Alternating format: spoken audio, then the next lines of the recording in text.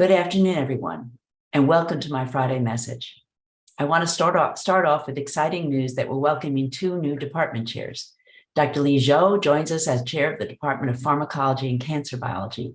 He comes from Harvard School of Medicine, where he was a professor of pathology, as well as the scientific co-director of the Massachusetts General Hospital Cancer Center and co-leader of the cancer biology program of the Dana-Farber Harvard Cancer Center. Dr. Zhou's research is focused on understanding how DNA damage and DNA replication are detected by the ATM and ATR checkpoint pathways in human cells. I'm also thrilled to announce that Rafael Valdivia has been named the new chair of the Department of Immunology, following a period as interim chair. Dr. Valdivia is an internationally renowned microbiologist whose research focuses on applying genetics, genomics, and cell and molecular approaches to understand how pathogens evade innate immune responses. His new role will oversee a restructuring of the Department of Immunology to reflect the increased importance of immunity and inflammation in all aspects of human health. Please join me in congratulating both of our new chairs. Now for the latest COVID news, and it's good news, with more of the map looking green, which is a lower risk category, nationally as well as at the state level and Durham County. While Durham County is green, it's still experiencing about a 9% positivity rate on testing and 80 new cases a week. DUHS testing positivity rate has steadily decreased over the last few weeks and now stands at 7%.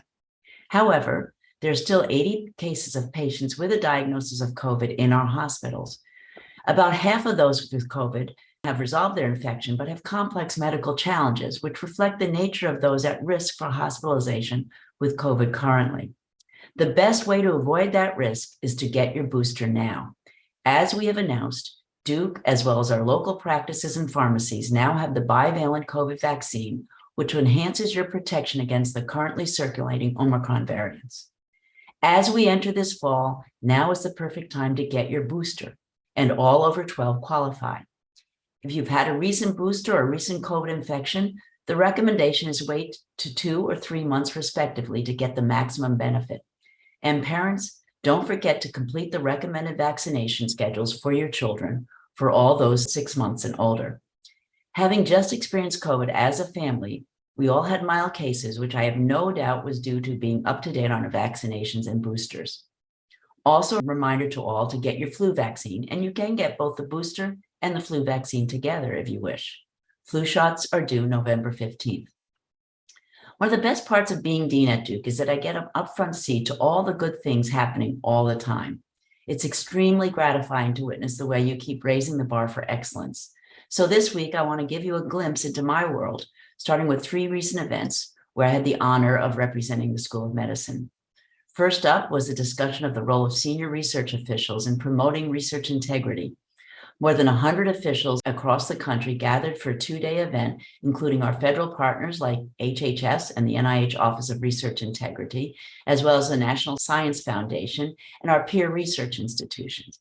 Thank you to Geeta Swami and her team for organizing such an important sharing of ideas.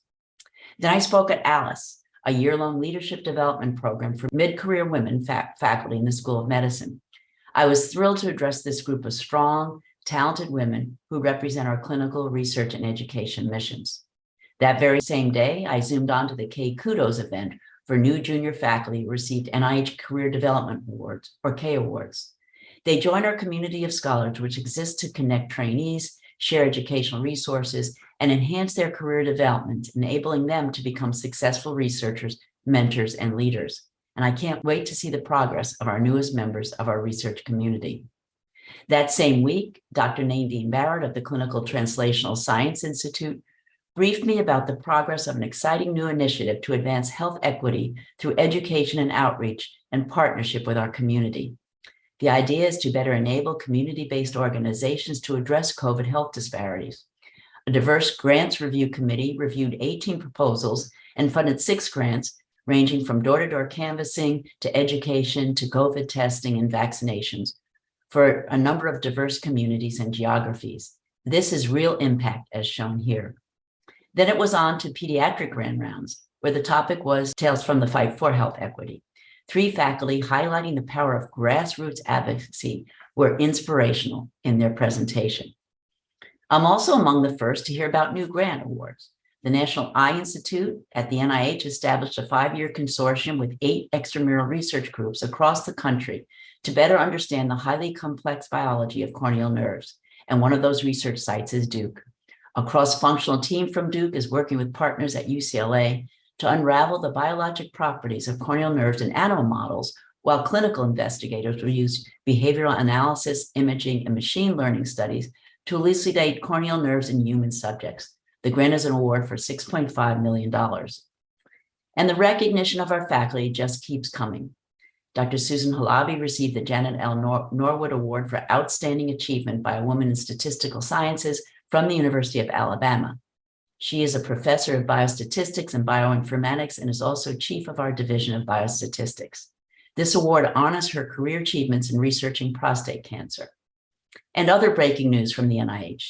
2 Duke professors, Dr. Zarasas and Randles, received 2 of the 8 prestigious Pioneer Awards from the NIH. These awards are the largest grants given under the NIH's high-risk, high-reward program, which supports innovative research that, due to its inherent risk, may struggle in the traditional NIH peer review process. More on their work can be found on our School of Medicine website.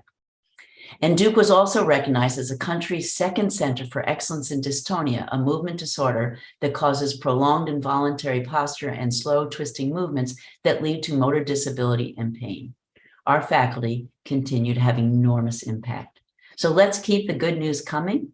Thanks to all of you for all that you do, and have a great weekend.